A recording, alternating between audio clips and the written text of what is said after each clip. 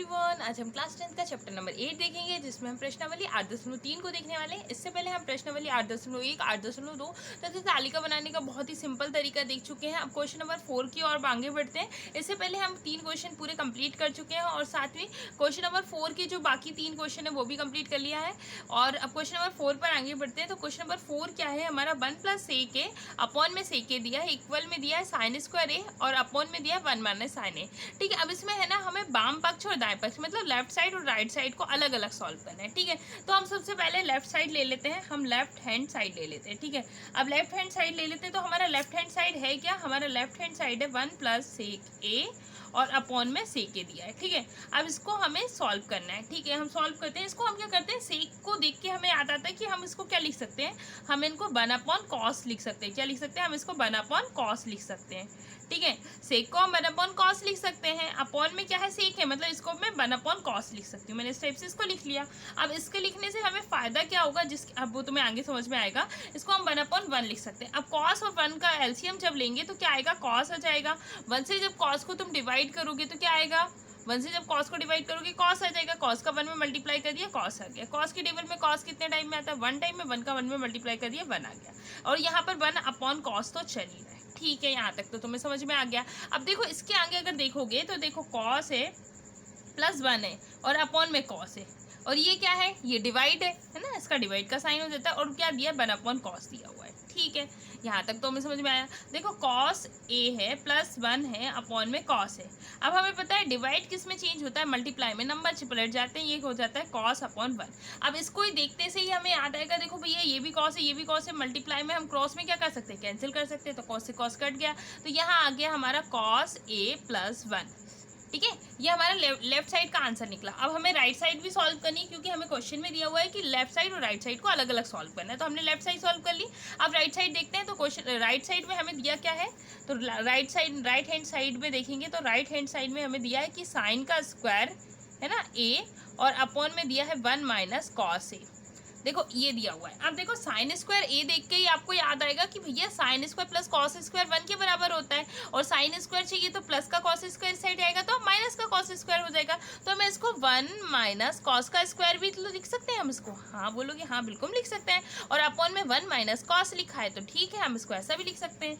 अब देखो 1 का अभी अगर मैं स्क्वायर लगा दूँ तो कुछ गलत होगा क्या, 1 का स्क्वायर क्या होता है 1, 1 का क्यूब क्या होता है 1। तो अगर 1 स्क्वायर माइनस कॉस स्क्वायर लिखा है, इसका मतलब क्या हो गया कि a का स्क्वायर माइनस b का स्क्वायर लिखा हुआ आता है, तो a + b और a - b लिख सकते हैं। मतलब मैं इसको क्या लिख सकती हूँ, मैं इसको लिख सकती हूँ 1 + cos, और क्या लिख सकती हूँ 1 - cos, क्योंकि हमें पता है कि a का स्क्वायर माइनस b का स्क्वायर होता है। तो क्या होता है, एक बार a + b ले लेते हैं और एक बार a - b ले लेते हैं, और अपॉन में क्या चल रहा है हमारा 1 - का cos चल रहा है। अब अगर ध्यान से देखो तो यहाँ पर भी 1 - cos है, यहाँ पर भी 1 - cos है, और 1 - cos से 1 - cos कैंसिल हो जाएगा। तो आ क्या जाएगा हमारा आ जाएगा आंसर, क्या आ जाएगा 1 + cos। और यही तो हमारा, ये क्या आया, हमारा राइट हैंड साइड आया, और यही तो हमारा क्या आया था, लेफ्ट हैंड साइड आया था। लेफ्ट हैंड साइड में भी हमारा आंसर क्या आया था, cos a + 1। ये हमारा लेफ्ट हैंड साइड था, और राइट साइड में भी वही आया है ना, cos a + 1 लिख लो या 1 + cos a लिख लो, बात तो वही है। मतलब राइट साइड और लेफ्ट साइड दोनों सेम है, तो हम इसको क्या लिख सकते हैं, left hand side is equal to right hand side. और यही तो हमें सिद्ध करना था, तो ये जाएगा इति सिद्धम। आपको ये पूरा क्वेश्चन अच्छे से समझ में आया होगा। अब क्वेश्चन नंबर 6 की ओर आगे बढ़ते हैं। आप बोलोगे क्वेश्चन नंबर 5 कहाँ गया है, तो क्वेश्चन नंबर 5 को हमें ना नेक्स्ट वीडियो में सॉल्व करेंगे, क्योंकि थोड़ा सा वो लेंदी क्वेश्चन है। हम थोड़ा सा शॉर्ट क्वेश्चन देख लेते हैं कि उसी टाइप का जैसे अपने ये सॉल्व किया ना, ऐसा ही लगभग ये है। तो इस क्वेश्चन को पहले देख लेते हैं। क्वेश्चन नंबर 4 का 6 वाला क्वेश्चन है, जिसमें हमें 1 + sin a अपॉन में 1 - sin a दिया है। इसको इक्वल बताना है sec a और tan a के, है ना। ये भी बहुत ही सिंपल सा क्वेश्चन है। हम इसको देखो क्या करते हैं, हम इसमें सबसे पहले लेफ्ट साइड ले लेते हैं। क्या लेते हैं, लेफ्ट हैंड साइड ले लेते हैं। अब लेफ्ट हैंड साइड में है क्या, 1 + sin a है, और अपॉन में है 1 - sin a है, और इधर लगी हुई है हमारी करनी। यहाँ तक बात समझ में आ गई। अब मैं इस करनी को अलग अलग लिख सकती हूँ क्या, मतलब क्या अलग अलग से लिखने का मतलब, मैं पहले 1 + sin a के ऊपर करनी लगा लूँ, और फिर अपॉन में करके 1 - sin a के ऊपर करनी लगा लूँ। तो आप बोलोगे हाँ बिल्कुल लगा सकते हैं, इससे तो कोई दिक्कत नहीं है। ठीक है, अब इसके बाद क्या करेंगे हम, देखो 1 + sin a है ना, और अपॉन में है करनी के अंदर 1 माइनस साइन ए। इसको देखोगा, इसको देखते से तुम्हें क्या याद आएगा कि हम हर का परिमेयीकरण कर सकते हैं। हम क्या कर ले, हर का परिमेयीकरण कर ले। ये माइनस का है तो इसमें किसका, प्लस का, मतलब दोनों में, अंश और हर दोनों में हम 1 प्लस साइन ए, मतलब ये माइनस का था तो हर का परिमेयीकरण हम क्लास 9 में पढ़ चुके हैं ना। तो देखो 1 माइनस साइन ए है तो हम क्या करेंगे, दोनों पक्षों में 1 प्लस साइन ए का गुणा कर देंगे। ठीक है, करनी है तो करनी भी लगी रहेगी, 1 प्लस साइन ए आ जाएगा। यहाँ तक बात ठीक है। अब देखो 1 प्लस साइन ए में जब 1 प्लस साइन ए का तुम गुणा करोगे तो क्या हो जाएगा, करनी के अंदर 1 प्लस साइन ए का स्क्वायर हो जाएगा। ठीक है, यहाँ अपॉन में क्या आ जाएगा, जब देखो यहाँ पर देखोगे तो ये भी 1 माइनस साइन है और 1 प्लस साइन है। हम पहले भी पढ़ चुके हैं कि अगर एक बार a प्लस बी हो और एक बार a माइनस बी हो तो होता क्या है, हमारा होता है a का स्क्वायर, मतलब 1 का स्क्वायर माइनस कॉस क्या आ जाएगा, साइन का स्क्वायर हो जाएगा। ठीक है, अगर a प्लस बी और a माइनस बी दिया होता है तो क्या होता है, a का स्क्वायर माइनस b का स्क्वायर आता है। हम पहले भी पढ़ चुके हैं ये फॉर्मूला।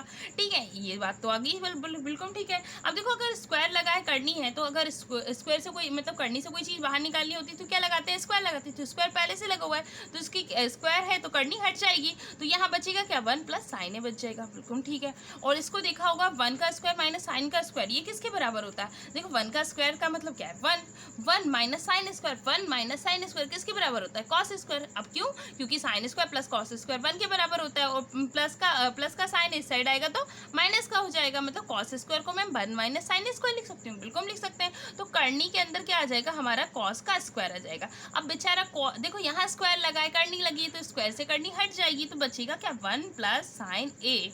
और अपॉन में क्या आ जाएगा, अपॉन में क्या, करनी हट जाएगी तो कॉस स्क्वायर है, मतलब स्क्वायर से करनी हट गई तो यहाँ क्या आ जाएगा, कॉस आ जाएगा। यहाँ तक ठीक है।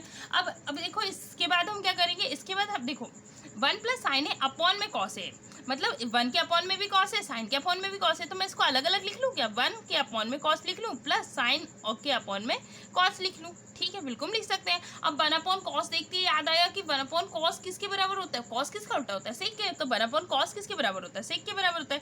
तो इसमें सब में थीटा लगा हुआ है, ये आप लगा लेना है ना, तो कोई दिक्कत नहीं है, थीटा या ए कोई भी चीज़ लगा सकते हैं, कोई दिक्कत नहीं, एंगल में जो भी दिया हुआ हमें। ठीक है, sign A upon cos A करते हैं, sign A upon cos A किसके बराबर होता है, tan के बराबर होता है, साइन अपॉन कॉस किसके बराबर होता है, tan के बराबर होता है, तो ये tan थीटा आ जाएगा। यही तो निकालना था हमें, करनी में 1 प्लस साइन ए अपॉन में 1 माइनस साइन ए को किसके बराबर बताना था, सेक ए और tan ए के बराबर में बनता है, सेक थीटा tan थीटा, इसको सेक ए और tan ए भी लिख सकते हो, कोई दिक्कत नहीं है। तो हमारा आंसर क्या हो गया, हमारा आंसर हो गया सेक ए प्लस tan ए, है ना, यही आया ना आंसर, एंगल ए था तो ए आ जाएगा ये। ठीक है, अब यही तो हमें सिद्ध करना था, तो आ जाएगा हमारा आंसर क्या हो जाएगा, लास्ट में आ जाएगा इति सिद्धम। आई होप आपको सारा क्वेश्चन अच्छे से समझ में आया होगा।